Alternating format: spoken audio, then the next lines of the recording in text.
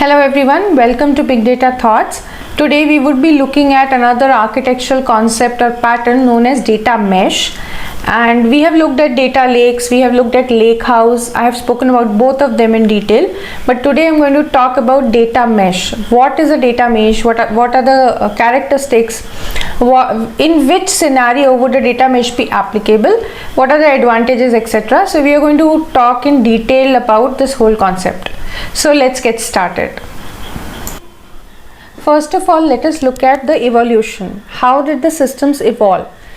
So there are certain systems or data platforms called first generation data platform, which are data warehouses, second generation data platform, which are nothing but data lakes, and there is a third generation, which is a combination of batch and stream. Let us quickly look at what each of these three generations of data platforms mean. So coming on to the first generation platform. First generation data platform is nothing but enterprise data warehouses. Now these warehouses were very successful, they were very good to store structured data, but they had some drawbacks, like they were very costly, they had a technical debt because we had to design a lot of ETL pipelines. Then they were not capable of actually storing and processing unstructured data. So these were the drawbacks that were present for an enterprise data warehouse that drove us to the second generation of data platforms, which are nothing but data lakes. Now data lakes are very good to store all kinds of data, do a schema on read, have no constraint on storing unstructured, structure, any kind of data, but we had to be very careful, otherwise they will turn into data swamps. They did not provide ACID properties and they required a very specialized skill set or people with very specialized skill set to build and maintain the data lakes. So data lakes also had their share of drawbacks.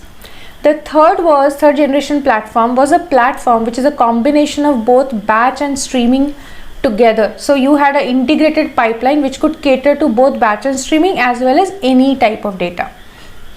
So in a nutshell, how it looks like is that we would have multiple source system, whether it is structured, unstructured, semi-structured, external, internal, any kind of data source coming into a centralized storage by doing a ELT, and then we have a number of consumers, whether it is data scientists or users or dashboards.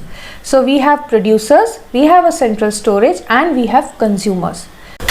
So everything has its pros and cons. With this kind of a central storage setup, what was the con or the disadvantage?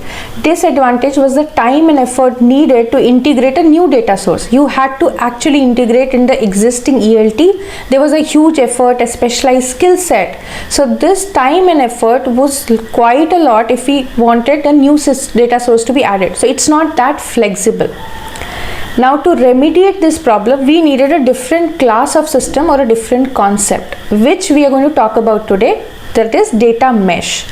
Now what is a data mesh or what is the main idea?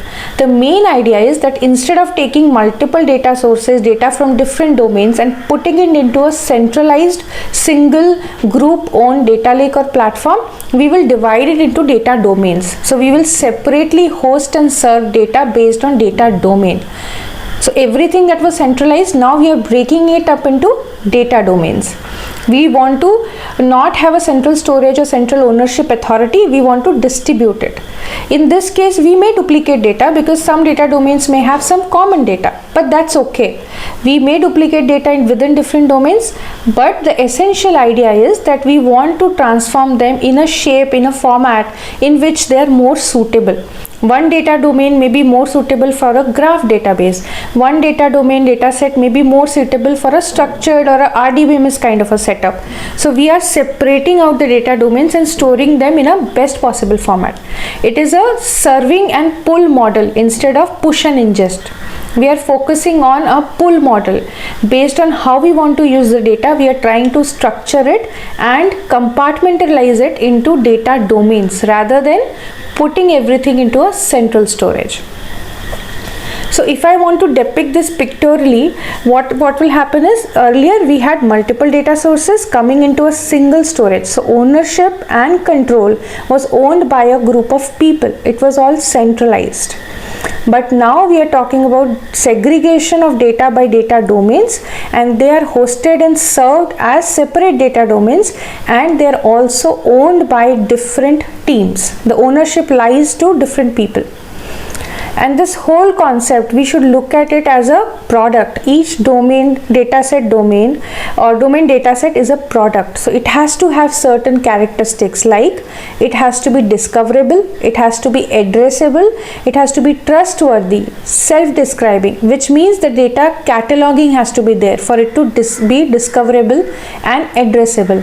It has to be of high quality, it has to be secure and interoperable.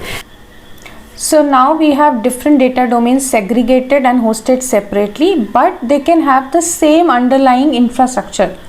These data domains are owned by different cross-functional teams. We can have a data infra as a platform which will enable us to host and serve these data domains, and we can have a global governance over all of these pipelines that have been created to host the data domains.